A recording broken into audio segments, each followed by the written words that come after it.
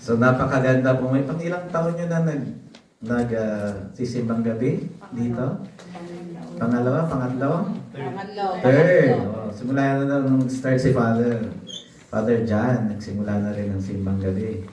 Imagine yung effort ni Father John, ha? Korean, pero trying his best to minister sa ibang lahi, sa ating mga Pilipino. No? Hindi siya nagtapos when we were together sa Pilipinas, studying theology pa. No? Kasama rin kami sa seminaryo, by the way, nung nag-aaral pa ng theology. No? Ahead siya sa akin sa pag-aaral. So, he's really inserting himself, lalo na sa mga apostolate, to learn the language. And then later on, nagipari na siya, magtrabaho sa mga poorest of the poor ng Pilipinas. At alam niyo naman siguro kung saan, no? Sa Bataan, sa mga Aita. And really very dedicated sa mga trabaho. Marami siya na-accomplish doon. And ngayon, bumalik siya dito at kasama natin, patuloy pa rin siya kahit sa sarili niyang bansa to minister sa ating mga Pilipino. Ganun niya kamahal ang Pilipinas. No? Truth. Well, parang siya bida. Wala pang naman dyan. I was really just very happy to celebrate sa isa-isa. No? Matagal din kami hindi nagkakasama. Bira rin kayo magkasama. Sa pag-aaral lang din, sometime sa formation. Well, ngayon, we are celebrating the Simbang Gabi as nabanggit ninyo, 3 taon na, no? Simbang Gabi sa Korea. No? Ang tagal na Simbang Gabi sa Pilipinas. Simula siya 1669 pa. Ang tagal na, no? Alam niyo unang tawag sa kanya? Hindi man Simbang Gabi, no? Misa de Gallo, Misa de Aguinaldo. No? So, ibig sabihin ng Gallo, yung unang tilaok ng manok. No? We are very familiar. Kaya Don Masses, alas 4 ng umaga, may tilaok manok dahil sa mga farmer na bago pumunta sa bukid, sa palayan, makapagsimba, makasamba sa Panginoon. And then they go in their way. Ganito naging na-develop yung ating simbang gabi, and it was given a very a permission from the Vatican, no? Na talagang naging kultura, tradisyon ng Pilipinas, no? And then later on, nagkaroon ng hindi lang madaling araw, nag-modernisasyon ng Pilipinas, may nag-request ng misa ng gabi, naging anticipated mass. Kaya yung mga anticipated mass means yung the day before, no? So, tinawag na siyang simbang gabi kasi gabi talaga. Yun talaga gabi. Kaya ngayon, gabi. So, hindi to Dawn Mass, kundi simbang gabi. Bukas magsisimula yung Dawn Mass, bukas na madaling araw, sa 16. Ang simbang gabi, 15. So, ahead tayo ng ilang oras. And then, isa pa sa mga napakagandang karakteristik ng simbang gabi is yung 9 na araw. So, 9 days. Alam nyo ba 9 days, no? Alam nyo ba? Kasi ang karakter ng simbang gabi is Marian character kay Mama Mary. Although si Jesus ang sentro, pero may Marian characters ang simbang gabi. Kaya 9 days signifies yung 9 months na kung saan nasa sinapupunan ng Panginoon ng ating mahal na ina bago siya ipanganak, no? Yung paghihintay yung mga nag-labor dyan, may mga alam na dyan. So alam niya yung 9 na buwan, no? Ganun yung ating paghihintay. May pananabik na papalabas na yung bata, no? So yung mga magulang dyan, yung mga tatay, nanay. No, pag lumabas na yung talagang hihintay ka, hanggang lumaki yung tiyan ng asawa. Pag lumabas sa ospital, no? Kahit di ang kasakit, pero yung saya, no? Na makalimutan nyo yung sakit dahil sa saya. Ganun yung ating preparation ng simbang gabi. 9 days, novena. It also have a character ng ating mahal na ina. Kaya very important din si Mama Mary because she became one of the important character in the history ng ating salvation, na kung saan naging vessel siya ng kapanganakan ng ating Panginoong Jesucristo. So simbang gabi is a high mass. Kaya meron tayong gloria, no? Hindi siya Sunday, pero it's a high mass. May gloria. Inalis sa Advent ang gloria eh. Alam niyo, pag Sunday, wala nang gloria, di ba? Tinanggal yun. Sa preparation. Kasi ang gloria, ibig sabihin, talagang malaking celebration siya. Parang kanta ng mga anghel yung gloria eh. Pero tayo Pilipino, sa simbang gabi, may gloria. Ang aga natin mag-celebrate ng Pasko, ng celebration, yung kanta ng mga awit ng mga anghel. Pero, isa lang ang reading natin. Ng simbang gabi, hindi dalawa. So, high mass siya, pero hindi siya parang Sunday mass. Special mass siya. Pero hindi siya solemn mass gaya ng Sunday. Special day siya sa ating mga Pilipino. Kaya ganun yung difference niya. May difference siya pa rin. And the message today is very important. As we go closer and closer to Christmas, we have sinindihan na yung pangatlong kandila ng Advent, no? Nung last Sunday. Anong symbolize ng review nga natin? Unang kandila ay kandila na sinindihan. Alam niyo mga symbol ng kandila kapag Advent? The first candle is the candle of hope. No? Pag-asa. Paglaom. Tama ba sa Bisaya? Paglaom. Yung pangalawang kandila sinindihan is a candle of the Sunday dream. Peace. Kapayapaan. Anong kapayapaan sa Bisaya? Paglinaw. Paglinaw. Parang linaw lang ng mata. Kalinga. Kalinaw. Ay. But, kalinaw yun.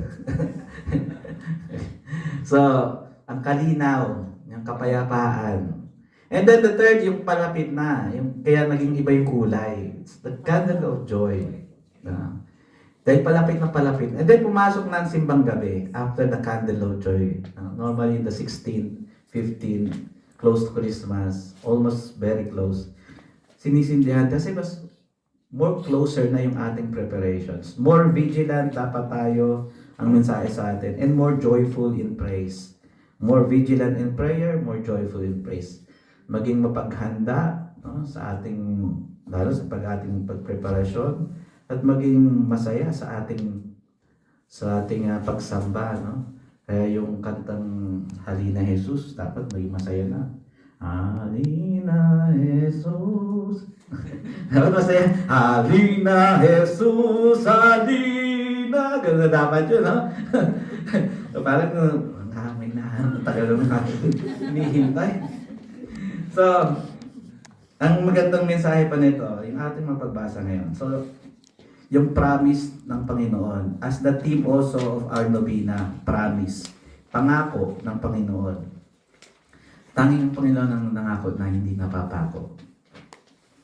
Ang pangako ng mga tao, madalas yung nag-promise, umasa, nagpaasa, nabigo.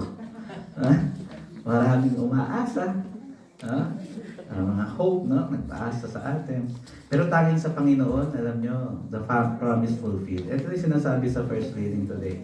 Yung planong kaligtasan na binigay ng Diyos sa kanyang bayang Israel. At lalo na sa mga pagano, sa mga hentil, yung mga hindi Jews. No? Sinasabi sa first reading sa atin na ang plano ng Diyos, pero ang katuparan nitong plano ng Diyos, yung may pangunahing kondisyon. No? Ano yung sinasabi dito sa unang pagbasa? Sumunod sa tama at gawin ang nararapat. Tama ba ako? Sumunod sa tama, sa first reading natin, at gawin ang nararapat. So, ginanap ng Panginoon, nararapat daw ito. Ang kaganapan nito, sabi niya, ay sa araw ng pamamahinga. Sa gawang masama, ang kanyang sarili iniiwas. Ito dapat daw. Sabi ng unang pagbasa natin, yung araw ng pamamahinga. So, pamilya kayo sa araw ng pamamahinga. O puro na lang trabaho. Alam natin, ang Pinoy pag nasa abroad, talagang double time trabaho. Nag-OT talaga. No? Pero sinasabi sa atin ng Panginoon dito sa unang pagbasa natin, yung araw ng pamamahinga. No? Ito yung pagtupad natin sa ang pagsunod sa tama at gawin ang nararapat. So, may beautiful question to ask sa bawat isa sa atin. Ano ba yung tama? Ano bang katotohanan? Tama pa bang ginagawa ko ngayon sa buhay ko? Maganda tanong sa sarili. Magtatagal na rin kayo sa Korea, no? So, nasa tamang landas pa ba yung ang tinatahak ninyo? Beautiful to ask kasi mahirap ang buhay natin, no? Pero kapag lumalapit tayo sa Panginoon, sisimba tayo, inilalapit kasi tayo ng Diyos sa tamang daan. No? Iba yung tamang daan ni ni Elisoriana sa malapit na dating daan yun. Dating daan yun. Tamang daan. No? So tama ba yung daan natin? Gaya ng hamon ng unang pagbasa. So anong mga maling gawain ko na kailangan kong itama? Ano ang nararapat kong gawin? So, halimbawa na lang sa nabanggit sa unang pagbasa, yung araw ng pamamahinga o rest day. No? Pamamahinga. Ano yung root ng salitang pamamahinga? Sa salitang hinga. Breath. Ito yung regalo ng Diyos sa unang tao na nilikha niya. Hiningahan niya para magkaroon ng buhay. No? Mga kapatid, no? Our breath comes from God. No? Tawag sa trabaho minsan sa buhay, trabaho ng trabaho. Ang tawag sa trabaho ay sa English, laborer. No? Worker. Workaholic. Laborer. Gusto nyo matawagin laborer? Parang ang pangit pakinggan, ano? Pero ngayon tinatawag tayo to rest. No? And to rest has a lot of benefit sa ating sarili. No? It is not a waste of time to rest, but a way of praising God. So, kasi pag sobrang trabaho, alam mo, mahirap magtrabaho ng magtrabaho. Alam natin, may pera yan. Alam natin yan, pera. Pero maging overwork sa trabaho is detrimental din sa sarili natin. So, minsan, nakukompromise yung kalusugan sa sobrang trabaho. Nauwi lang sa pambayad sa ospital yung kinita ninyo. Sabi nga sa kasabihan, no? Ani mo pa ang damo kung wala kang kalabaw. Tama, mapatay ng kabayo kasi hindi na kaya magtrabaho. Binugbog sa trabaho yung katawan. No? Kaya yung araw pa may very important, yung pagsimba ng araw ng linggo. As much possible, kung hindi makapagtrabaho ng linggo, gawin, no? Kung kaya naman. Pero kung may trabaho ng linggo, din other days na dapat talaga, hindi man siguro talagang puro trabaho ang Korea, no? So, i-dedicate sa Panginoon. Alam natin, they're given plenty of time. 7 days a week, 24 hours a day. Isang oras ang hinihingi ng Diyos sa araw ng linggo. Minsan, 2 lang. Kung mag-extend ng 2 oras sa mga other activities. And that's all.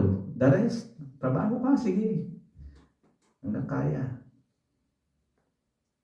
Sinasabi sa unang babasa, yung breathe. Para makahinga ka. Kaya ka kailangan huminto minsan sa trabaho para makahinga. But hindi lang yung pagpapahinga is to breathe. Pero yung magandang benefit nito is also to offer to the Lord yung ating sarili. No? Na siya ang may gawa ng lahat. No? When we rest, God works to us. He gives us energy. No? Binibigyan tayo ng kalakasan ulit. No? So it's very valuable to rest. No? Minsan kung wala kang kapahingahan, maraming resulta. Minsan naiinis ka, nagagalit. No? Kasi pagod ka na, tapos may stress ka na. No? So, try to give quality time, quality rest. No? Good sleep siguro. Pag nagpapahinga kayo, tulog naman. Ano? Tulog lang kasi may trabaho na bukas. No? So, pero spiritual rest is more important. Spiritual rest is to pray in silence, manahimik, kaya ng pagsimba, no? Magdasal. And God works as we rest, no? To energize and to light us up again, no? Iniilawan tayo, nililiwanag ulit ng Panginoon yung ating sarili. And I want to go to the next reflection, yung huli kong reflection is itong liwanag na dala-dala ng Panginoon. As we also prepare ourselves yung liwanag na parami ng parami habang lumalapit tayo sa Pasko. So 3 kandila, isa na lang sisindihan, kompleto na. The Lord gives us this light as being mentioned also in the gospel. Yung kasagutan sa ating pagpapahinga, ang pagbibigay sa atin ng enerhiya at panibagong liwanag ulit. Itong binabanggit ng Panginoon tungkol kay San Juan Bautista. Sabi nga sa kanta natin, ang nagsindi nitong ilaw, walang iba, hindi ako. Hindi ako. Si Juan Bautista. Ang nagsinda. So si Saint John the Baptist, ang dala-dala ng liwanag, sabi, dala niya ay maningas na ilaw at sandaling nasiyahan ang tao, sabi ni Jesus. Kasi nasa preso na si Juan. Napaka-interesting ng sinabi niya. Nung nagbabaptis si Juan Bautista, maraming pupunta sa kanya para magpabaptismo ng pagsisisi sa kasalanan. Kasi ito talaga yung paghahanda, magsisi sa kasalanan, magbagong buhay. Pero, sabi ni Jesus, sandaling nasiyahan ang tao. Kasi marami sa nagpabinyag sa kanya, bumalik rin sa dati nilang gawin sa buhay. No? Kumbaga sa Tagalog, ningas kugon. So, umpisa, bago, pero kalaunan, balik sa dating bisyo, sa dating kasalanan. So, nagpapasalamat si Jesus sa liwanag na dala-dala nito ni Juan Bautista. Pero sabi dito na may masigit pang liwanag na sinasabi si Juan Bautista. Walang iba kundi si Jesus na. Yan. Walang iba kundi si Jesus. Yan. So, ang muling magkakakulay ang Pasko kasi ang Pasko ay galing talaga kay Kristo na liwanag. No? So, ang tunay na liwanag ay ang pinangakong Mesiyas ng Panginoon na si Jesus. No? So, mga kapre, sabi nga sa nabasa kong Facebook, no? We can decorate and many things for Christmas, mga ilaw. Nakikita nyo naman sa paligid, no? Kahit Christian, maraming Christmas lights. No? Naging commercialized ng Christmas lights. No? Kayo rin, nag-decorate pa kayo sa bahay nyo. Christmas pa rin. Para ma-feel nyo pa rin na Paskong Pilipino. No? Sabi sa isang Facebook, no? We can decorate everything. Yung simbahan, yung bahay, yung office. No? With beautiful lights. Pero kung hindi ka nagpapatotoo kay Kristo, yung ating buhay, then you just celebrate another Christmas, but you miss Christ. So, taon-taon na tayo celebrate ng Krimang Gabi, Pasko. Pero nagbabago ba ang buhay talaga natin? Gaya ng sinasabi sa first reading, invitation. No? Ginagawa ba natin talaga yung tama? No? So kasi as we grow older and older sa buhay, mga kapatid, dapat nagbabago rin yung ating pananaw. Ating pananampalataya dapat lumalalim. And I think this is a beautiful invitation. Kasi we never become the light of Christ. Kasi tayo din ay liwanag. Nililiwanagan din ni Jesus ang buhay natin. Kaya sa pagpapahinga, binibigyan din tayo ng enerhiya. So gaya ni Juan Bautista na nagpatotoo kay Kristo, no? Tayo rin ay higit na binibigyan ng imbitasyon at na magbigay ng liwanag. No? Magpatotoo gaya ni Juan. No? Patotoo sa katotohanan. No? Si Jesus nagpatotoo rin ng kanyang sarili sa pagsasalita ng tama, ng totoo, sa kanyang paggaling sa mga may sakit, at ang huling patotoo niyang iniwan sa atin yung ating kaligtasan. So, tanong ko ulit, ibalik ko. Nasa tamang daan ba tayo?